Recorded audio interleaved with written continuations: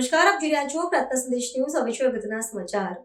કોડીનાર નગર દેવળી વસ્તી ખાતે વિરાટ હિન્દુ સંમેલનમાં સદભાવ અને સમરસતાના થયા દર્શન. કોડીનાર નગરના દેવળી વસ્તી ખાતે પૂજ્ય દેદાજી પ્રતિમા સામે હનુમાનજી મંદિર પાસે વિરાટ હિન્દુ સંમેલન યોજાયું હતું, જેમાં મોટી સંખ્યામાં સર્વ હિન્દુ સમાજના ભાઈઓ બહેનો બાળકો સૌ બહોળી સંખ્યામાં ઉપસ્થિત રહ્યા હતા.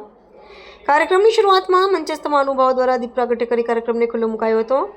ત્યારબાદ ગીતાબેન દાઈમા દ્વારા રાષ્ટ્ર માટે વર્તમાનમાં નાગરિકોની ફરજો વિશે વાત કરવામાં આવી હતી. આ પછી દેવળી કુમાર તેમજ કન્યા શાળાના બાળકો દ્વારા ભારતની તમામ વિભૂતિઓને વેશભૂષાના રૂપે પ્રદર્શિત કરી આકર્ષણનું કેન્દ્ર બન્યા હતા. ત્યારબાદ બાળકો દ્વારા ધર્મ, સ્વામી વિવેકાનંદ, ઋતુંબરા દેવી વગેરે વિશે પ્રવચન કરી સૌને મંત્રમુગ્ધ કરી દીધા હતા. કાર્યક્રમ બાદ તમામ બાળકોને સન્માનિત પણ કરવામાં આવ્યા હતા. આ બાદ વસ્તીના ધાર્મિક કાર્યક્રમોમાં સતત સક્રિય જયાબેન મોરી દ્વારા હિન્દુ ધર્મની ચડતી પડતી વિશે વાત કરવામાં આવી હતી. જિલ્લા બૌદ્ધિક પ્રમુખ અને કાર્યક્રમના મુખ્ય વક્તા મિલનભાઈ અઘેરા દ્વારા પંચ પરિવર્તનથી સમાજ પરિવર્તનની વાતોને ઉદાહરણો દ્વારા લોકો વચ્ચે રાખી હતી. સમગ્ર કાર્યક્રમમાં સમિતિના સંયોજક તરીકે ગામની સ્વચ્છતાના સંરક્ષક એવા વિનુભાઈ પરમાર તેમજ કાર્યક્રમના ઉદ્ઘોષક તરીકે રાયસીભાઈ ઝાલા રહ્યા હતા. સંમેલનમાં પાદેશ્વરી આશ્રમ વટાણાથી શ્રી કૃષ્ણદાસ બાપુ શ્રીની વિશેષ ઉપસ્થિતિ રહી હતી. સંઘના શતાબ્દી વર્ષ નિમિત્તે સમાજની એકતા, સમરસતા અને સનાતન ધર્મના મૂલ્યોને મજબૂત કરવા યોજાયેલા સંમેલનને સફળ બનાવવા વસ્તીના તમામ વર્ગના લોકોની વિશેષ ઉપસ્થિતિ અને સહયોગ રહ્યો હતો. કોડીનાર નગર ખાતે દેવળી વસ્તી ખાતે યોજાયેલ હિન્દુ સંમેલનમાં હિન્દુ સમાજ દ્વારા સદભાવ અને સમરસતાના દર્શન થયા હતા. રિપોર્ટર મુકેશ શેષ કંટાળિયા. આજે તમારે હિંગળાજ માતાના દર્શન કરવા માટે પાકિસ્તાનમાં જવું પડે, તો શા માટે આવું થયું? તો આવું થયું એટલા માટે કે આનો જે મૂળ સમાજ હતો એની આત્મવિસ્મૃતિ થઈ. એનો મૂળ સમાજ હતો એની અંદર ક્યાંય ને ક્યાંય એના રાષ્ટ્ર પ્રત્યે ક્યાંય ને ક્યાંય એના ચરિત્રની અંદર ખામી આવી. એટલા માટે આ દિવસો આપણે જોવા પડ્યા.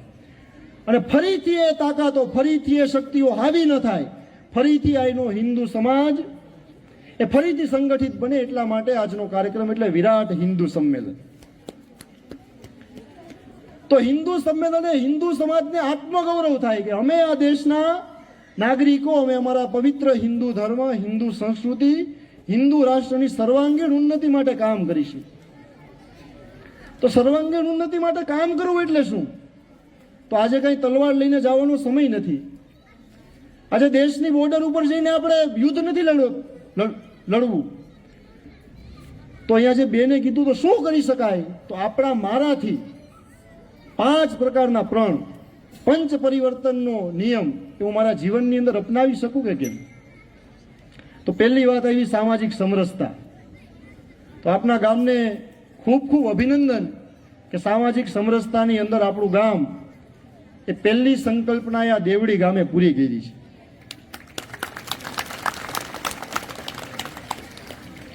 તો સમરસતાનું આવું ઉદાહરણ છે ભારતભરની અંદર દરેક ગામોની અંદર થઈ જાય.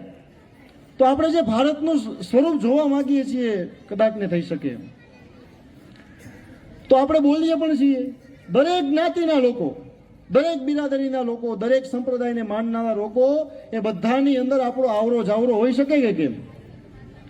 દરેક જાતિના લોકોને મારા ઘરમાં પ્રવેશ છે કે કેમ? આત્મમંથને આપણે કરવું જોશે.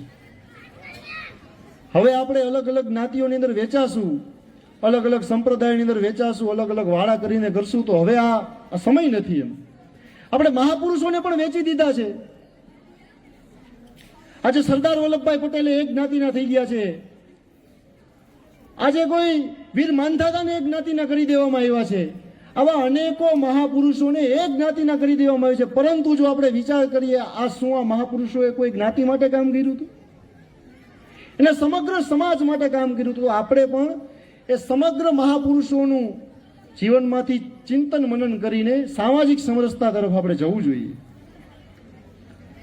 આપણે બોલીએ પણ છીએ શૈવાયમીશમ શિવ ઇત્યવોચન યમ વૈષ્ણવા વિષ્ણુ રીતિસ્તુવંતી બુદ્ધસ તથા રણનીતિ બૌદ્ધ જૈના સત્શ્રી અકાલેતિ ચ શીખ સંત શાસ્તેતિ કેચિત પ્રકૃતિ કુમાર સ્વામીતિ માતેતિ પિતેતિ ભક્ત્યા યમ પ્રાર્થયંતે જગદીશતારમ સ એક એવ પ્રભુરદ્વિતીય. બધા લોકો આપણા છે, બધા વેદો આપણા છે. ચતુર્વેદા પુરાણાની સર્વોપનિષદસ્તથા રામાયણમ ભારતમ ચ ગીતા સદ્દર્શનાની ચ જૈનાગમા ત્રિપિટકા ગુરુ ગ્રંથ શતાંગિરઃ. બધા વેદો, બધા ઉપનિષદો, બધા પુરાણો એ મારા છે. આ પ્રકારની સામાજિક સમરસતા એ આપણે હવે લઈ આવી જોશે. તો સમરસતા તરફ આપણે આગળ વધીએ. બીજું કામ છે એ છે કુટુંબ પ્રબોધન. તો મારું કુટુંબની વિભાવના શું હોઈ શકે? તો આપણે આપણી ભારતની ઓળખ છે. વિશ્વના જેટલા પણ દેશો છે એ દેશોની અંદર ભારત જ એક એવું રાષ્ટ્ર છે કે જ્યાં કુટુંબની વ્યવસ્થા છે. કુટુંબ વ્યવસ્થા વિશ્વના કોઈ દેશોમાં છે જ નહીં. હવે તમને બધાને એવું થશે કે હું અહીંથી કુટુંબ કહું એટલે તમે એમ કહો કે આવું તો ફેમિલી છે, પરંતુ કુટુંબ એટલે ફેમિલી આવું આપણે માનવું ન જોઈએ. શા માટે માનવું ન જોઈએ? તો કુટુંબનો પર્યાય શબ્દ એ ફેમિલી નથી. એ અંગ્રેજી શબ્દ જરૂર છે, પરંતુ કુટુંબનો પર્યાય ન બની શકે. એની અંદર ત્યાં વિભાવના જ નથી. આપણે આપણું કુટુંબ આપણે જોઈએ એટલે આપણે સીધા જ યાદ આવે મમ્મી, આપણે કહીએ ને માતાજી, પિતાજી, કાકા, માસી, માસા, ફઈ, નાના, નાની. આ બધા જ પ્રકારના સંબંધો એ આપણી અંદર એકદમ આપણા મનની અંદર જાગૃત થઈ જાય. અંગ્રેજી ભાષાની અંદર તમે મામી માટેનો કોઈ શબ્દ બતાવો, છે કોઈ આપણે ત્યાં? નથી. એની ત્યાં એક જ શબ્દ છે, કાકી, મામી, ફઈ, આ બધા માટે એક જ શબ્દ છે. કયો છે? આંટી. તો આપણી અંદર તો સીધી ખબર પડે એમ કે ભાઈ કાકી એટલે કોણ? તો કે કાકાના જ ઘરવાળા હોય. ખબર પડે આપણને. મામી એટલે કોણ? મામાના પત્ની છે, મામી છે. તો આ જે પ્રકારે ત્યાં એ પ્રકારની કલ્પના નથી. એટલે ફેમિલી જે શબ્દ છે એ કુટુંબનો પણ શબ્દ નથી. તો આજે આપણું આ કુટુંબ કે અત્યારે વિખાય છે. સંયુક્ત કુટુંબની અંદર રહેવાની ભાવના આપણી અંદર નથી.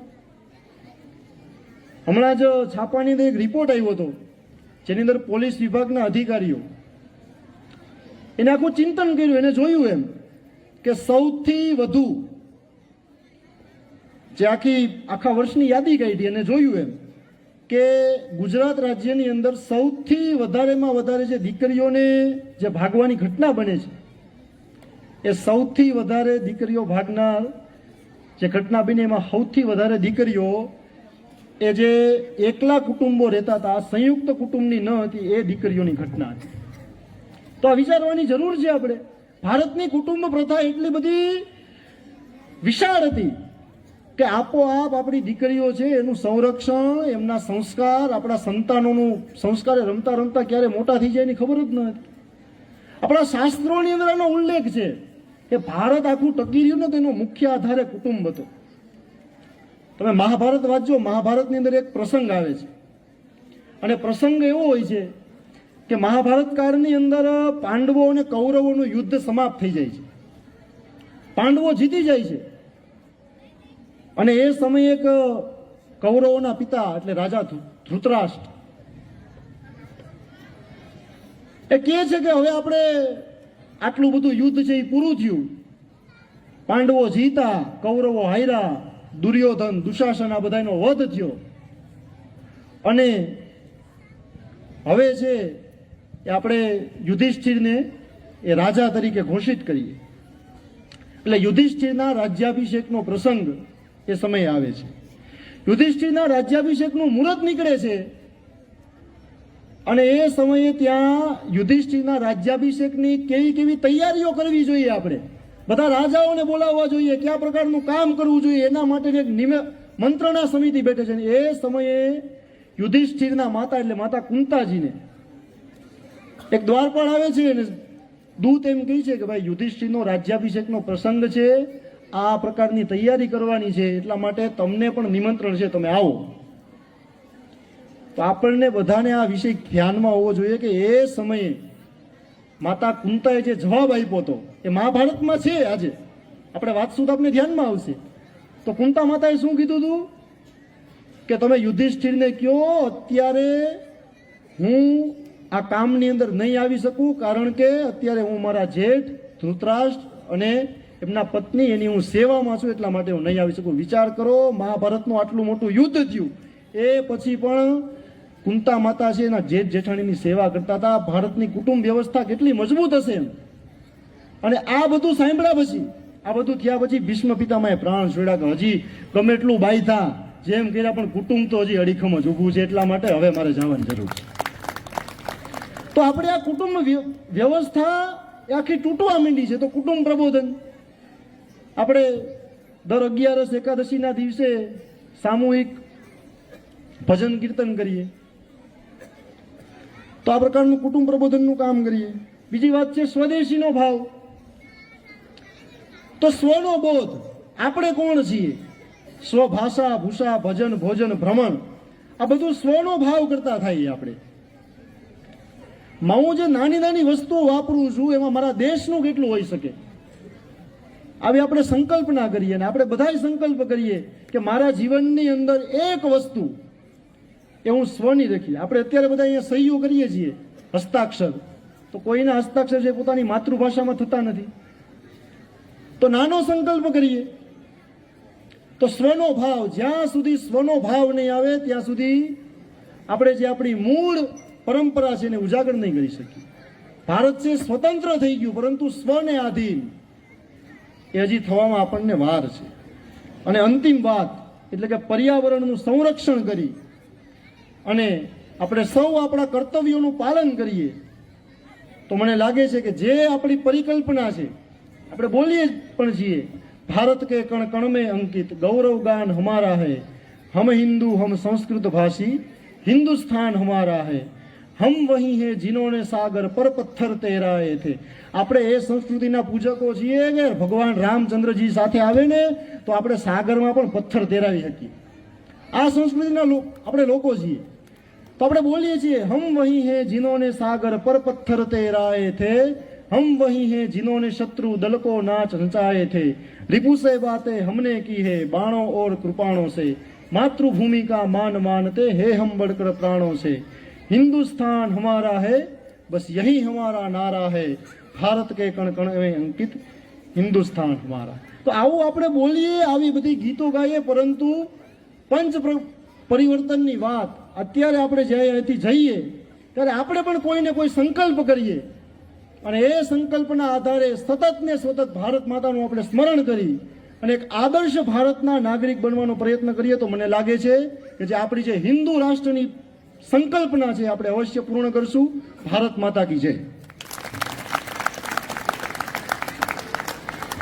ખૂબ ખૂબ આભાર મિલનભાઈ.